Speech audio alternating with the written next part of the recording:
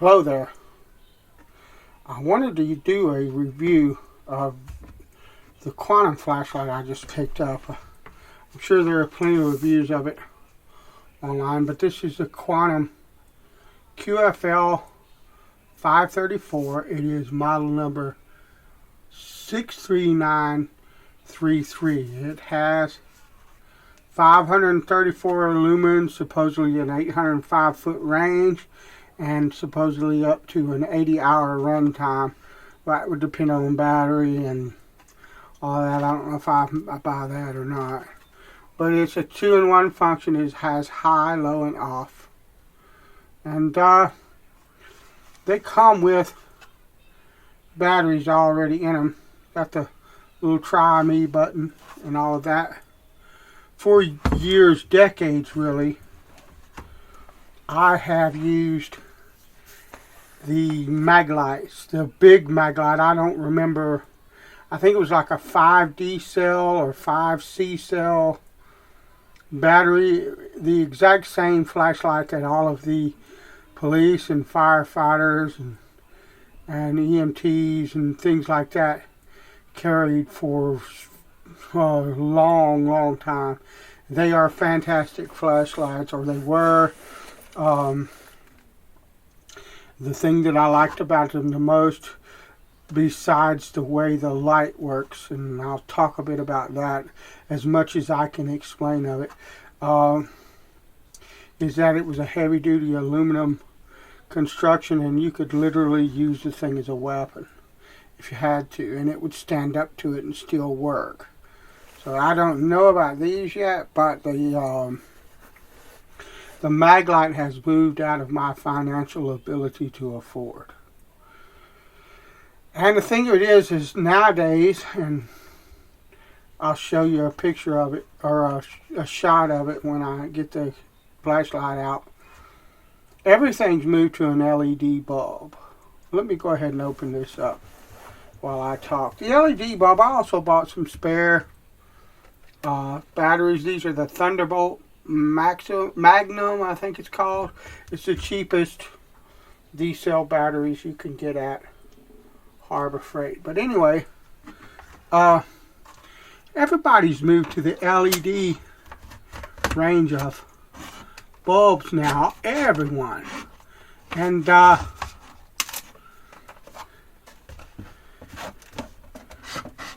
don't like the LEDs. There's a quality of the light and how it focuses that is different with the standard, I guess you'd call them incandescent bulbs, that I can't articulate properly, but I prefer it. And I do not like the way the LEDs throw light. See, I turned that bugger on by accident. I had a friend of mine explain it to me in words I could understand, and he was dead on, but I do not remember what he said, and I just know that it feels a lot different, the quality of the light. And this came with a battery.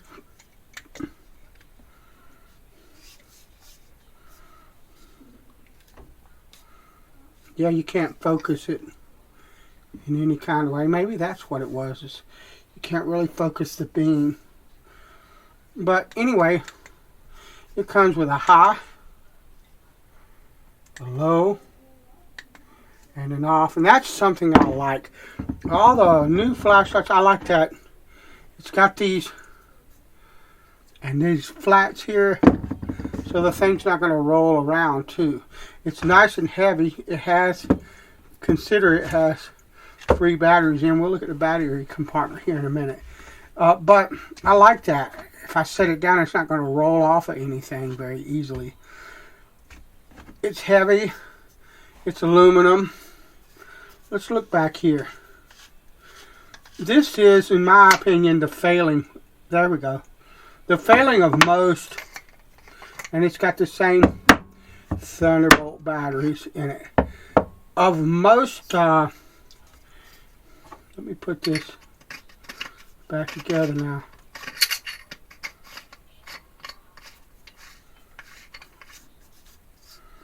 That's not bad. It's not very heavy, but there's some quality to it. You can tell that it's machined aluminum anyway. I've been getting by for a couple of years now with cheap flashlights. I didn't have a Harbor Freight in my area up until this year. I had to go all the way into Winchester to go to Harbor Freight.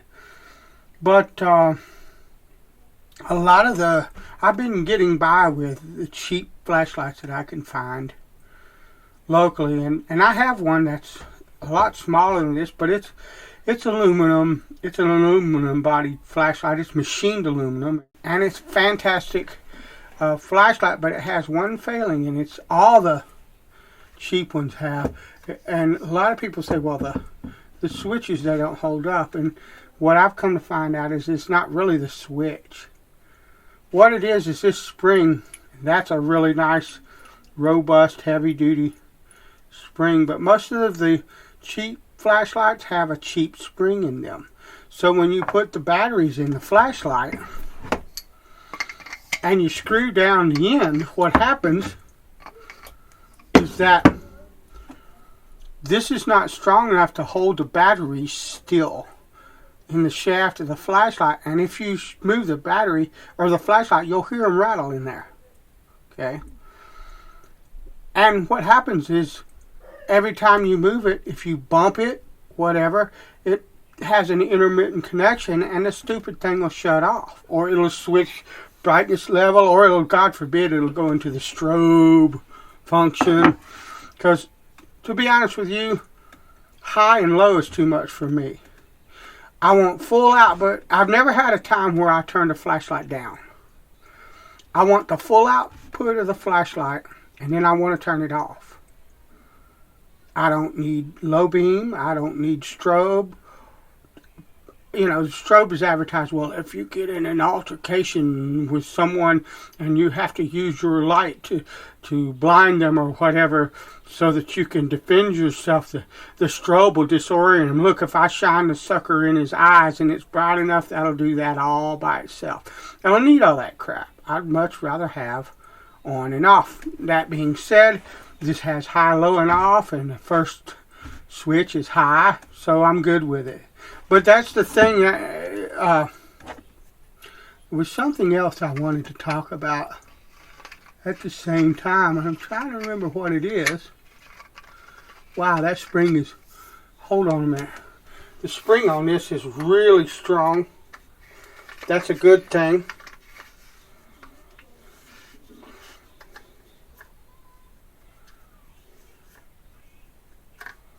It's making it kind of difficult to get that to catch, but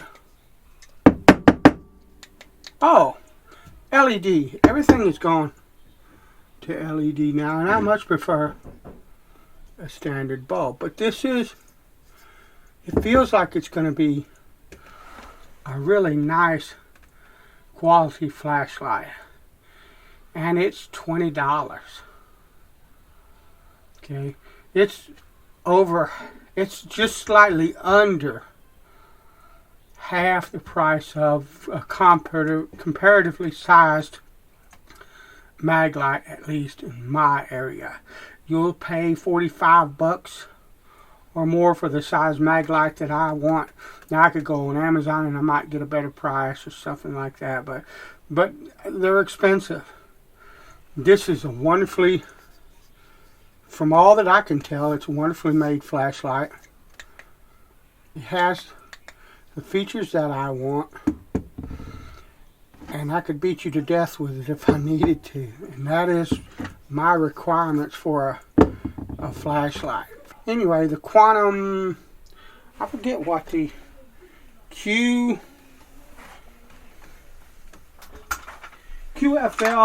534. 534 lumens, 3D cell batteries, aluminum construction, simple controls. What's not to like?